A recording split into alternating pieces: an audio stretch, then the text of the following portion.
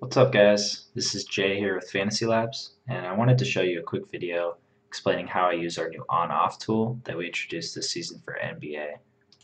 Out of all the new features that we added and currently provide, we got the trends tool where you can backtest all types of scenarios. We have the matchups page where we detail starting lineups and expected one-on-one matchups with advanced data. The on-off tool is probably my favorite one. The coolest part about it is it's free to use, so you don't even have to torrent it if you don't want to. Bales already did a tutorial video on the on-off tool, so I won't spend too much time introducing it to you, but it's essentially a tool that quickly shows you how players perform when a certain player is on or off the court, and it's specifically geared towards DFS. And it's a concept in DFS that is consistently overlooked as people generally take a very narrow approach of, if player A is out, all I'm concerned with is player B, his backup, when really you need to be concerned with the other four starters and how player A's absence affects them, as well as how the second unit is affected from player B moving to the starting rotation. And with NBA being a significantly news-driven sport, and at times only giving you mere minutes to make adjustments, which is one of the most difficult parts about playing NBA every night, a tool like this really is imperative to gaining an advantage over the field when it comes to analyzing this information quickly. So I'm going to show you some examples of how I utilize this beast. I like to pull up this data pretty much any time an injury suddenly occurs, so I can see on the surface at least which players are likely to benefit. I'm going to use a example from this weekend, for this weekend, either for the Friday slate, which is today, or the Saturday slate tomorrow.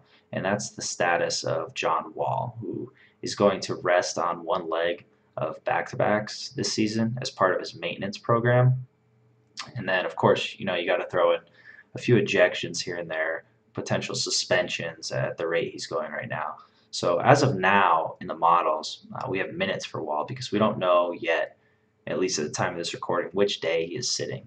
And this can work for either day or in the future when he plays on back-to-backs too. But you can see how players perform on the court with him off the court to kind of anticipate when this news hits and expedite your process. So on this tool, let's go ahead and scroll down to the Wizards and select them.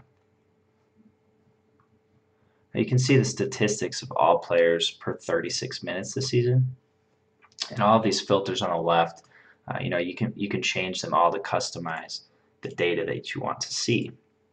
I'm going to click the Show Current Players Only because I really don't want JaVale McGee popping up in here and ruining my life. So now you just go ahead and you click Off Court, and let's select John Wall, assuming he's going to miss one of these two games. And we can see how the Wizards players perform with Wall off the court. It's actually very simple, but it's just incredibly in-depth. We're under Advanced Stats, and you can scroll down to see the Advanced Stats differentials down here. And at first, I probably suggest clicking on Standard Stats to kind of get a better idea on the surface of who gains from this. And so with Wall off the court, we can see that Satoransky leads the team with assists per 36 minutes, 4.5. And that's actually really bad, and I genuinely think CSU Ram could put up a better assist rate if he didn't retire from hoops, but unfortunately he is done. And scrolling down, we can see the standard differentials and sort by scoring per 36 minutes, of course. You can see that Bradley Beal, Markieff Morris, and Otto Porter see the three largest increases in scoring per 36 minutes with Wall off the court. This obviously makes a ton of sense as the scoring that is lost with Wall's absence will be distributed with the team's next best scorers.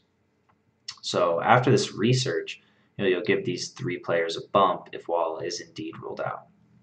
Now, an interesting observation from this is that Marcin Gortat has the largest decrease in points per 36 minutes at minus 2.1. So you probably wouldn't guess this initially, and this is one of the strongest parts about the on-off tool, just making sure you are making optimal decisions based on data and not gut feeling or gut instinct. And when you break it down, there is a rational explanation for Gortat taking a hit. If we go back to the advanced statistics, we can check out the DK plus minus right here, and we can actually see that Gortat has a negative plus minus slightly, although he does take a slight increase in usage. And on the surface, you might think, okay, that you always want the higher usage, but this isn't how it works all the time. And for Gortat especially, um, the problem is that with Wall off the court, Gortat obviously takes a big hit because his point guard got severely downgraded. And you look at a guy like Beal, it doesn't necessarily affect him as much. And when you break it down, you can tell that Beal's field goals this season, 60% of them are unassisted compared to just 34% of Gortat's field goals. So looking at that, it's something to just really be aware of, that sometimes a player may see an increase in usage, but a decrease in efficiency with their newly adjusted role. And breaking that down kind of in simpler terms, imagine you're having Thanksgiving dinner and the pumpkin pie was a late scratch, which is terrible. Your uncle spent the pie money on booze instead, and you're in for quite a rough night. And then all of a sudden, you got that deplorable Jello side dish, seeing a massive spike in usage. But the question is, can it withstand the increased roll? No. The answer is definitely not. Its efficiency will drastically decrease and it won't hit value. And for a basketball analogy to this is akin to Austin Rivers sliding into the starting lineup and tricking you into thinking he's a good player. I'm going to show you one more example of how I use this tool as part of my research process, and that coincides with our news page.